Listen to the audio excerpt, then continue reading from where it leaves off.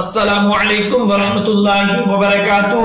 ناظرین، آج ہم آپ کے لیے ایک نیا واقعہ لے کر حاضر ہوئے ہیں جو کہ بہت ہی خوبصورت واقعہ ہے۔ یہ واقعہ شعبان کا چاند دیکھ کر یہ وظیفہ لازمی کر لو، کیونکہ حضرت علی کا بتایا ہوا یہ خاص وظیفہ ہے۔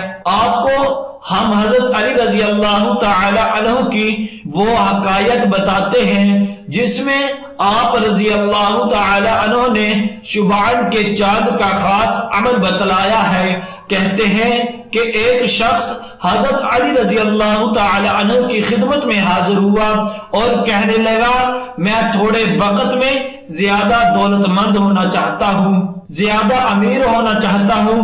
کیا کوئی ایسا عمل ہے، ایسی دعا ہے یا ایسا راستہ ہے جس سے میں کم زحمت میں اور کم وقت میں زیادہ دولت کما لوں اور میری تمام پریشانیاں ختم ہو جائیں؟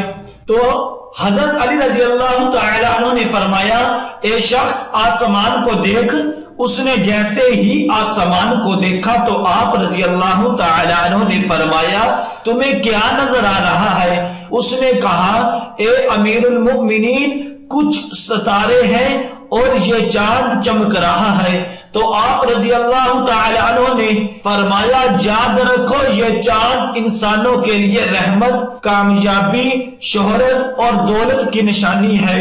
یاد رہے کہ جب رجب کا چاند آسمان پر نمودار ہوتا ہے تو میکائیل علیہ السلام بھی اس کے ساتھ نمودار ہوتے ہیں اور کہتے ہیں کہ چاند انسانوں کے لیے خوشخبری ہے۔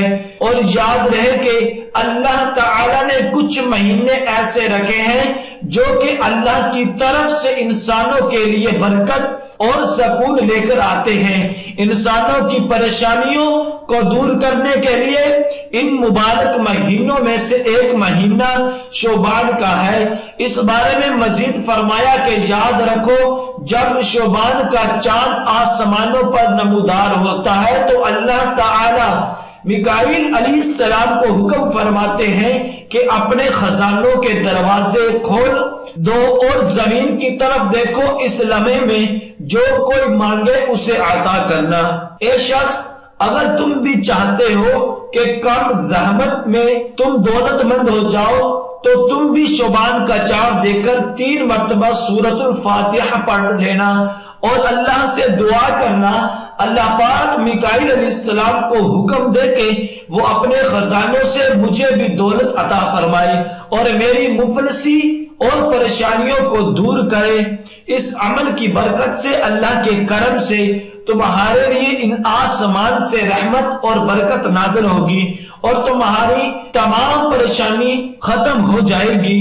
یاد رہے کہ بعض اوقات اللہ کے ہاں خاص قبولیت کے ہوتے ہیں جن میں اللہ تعالی اپنے بندے کی دعاؤں کو قبول فرماتا ہے اور بندے پر ایسی رحمت کی نگاہ کرتا ہے کہ اس بندے کو مالا مال فرما دیتا ہے، اس کی زندگی کی پریشانیوں کو ختم فرما دیتا ہے۔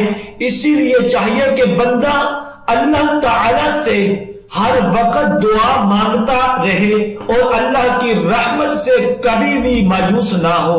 دعا ہے کہ اللہ تبارک و تعالی ہم سب کو ان کلمات پر عمل کرنے کی توفیق عطا فرمائے۔ صدق اللہ العظیم۔